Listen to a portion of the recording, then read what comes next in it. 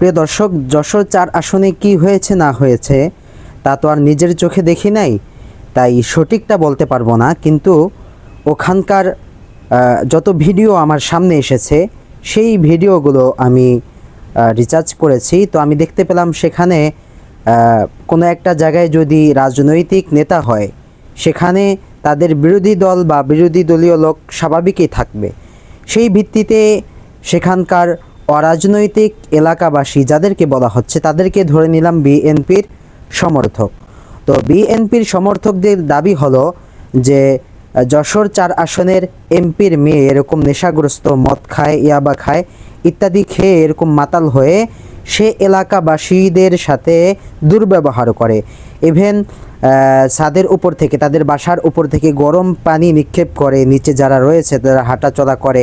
তারপরে ওখানকার একটা স্থানীয় মাদ্রাসা রয়েছে, সেখানকার মাদ্রাসার শিক্ষক ছাত্রদের সাথে দুর্ব্যবহার করে।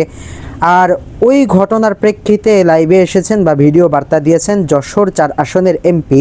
তিনি বলেছেন যে আমার ওই মেয়েটা দীর্ঘদিন যাবৎ অসুস্থ, তো অসুস্থ থাকার কারণে তিনি এ সকল অস্বাভাবিক আচরণ করেন। তো এখন আমার কথা হলো, একটা মানুষ অসুস্থ থাকতে পারে, অসুস্থতা বশত তিনি এলাকাবাসীদের সাথে বা মাদ্রাসার শিক্ষার্থী শিক্ষকদের সাথে দুর্ব্যবহার করতে পারে।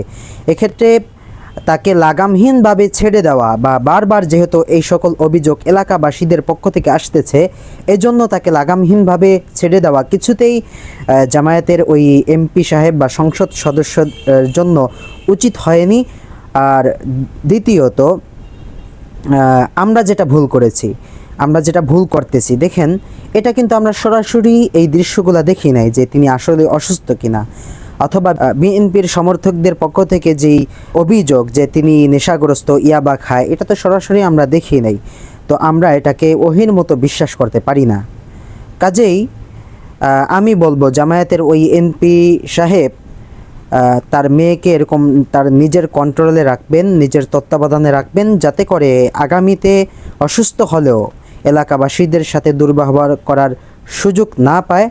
দ্বিতীয়ত, আমরা যেটা চোখে দেখি নাই বা আমরা এলাকাবাসীদের কথার উপর ভিত্তি করে কাউকে দোষী করা বা কারো উপর রাজনৈতিক হিংসা থেকে ঝাঁপিয়ে পড়া, এটা কিছুতেই কাম্য না। এটা যে দলেরই হোক না কেন, যে দলেরই হোক না কেন, আমি একটা বিষয় পেয়েছি, এজন্য আমার বিরোধী দল বিধায় তার উপর আমি ঝাঁপিয়ে পড়লাম, তার উপর আমি জুলুম করলাম, অথবা এমন কথাবার্তা বললাম যা পুরো একটা দলের মানকে ক্ষুণ্ণ করে, এটা কিছুতেই কাম্য না।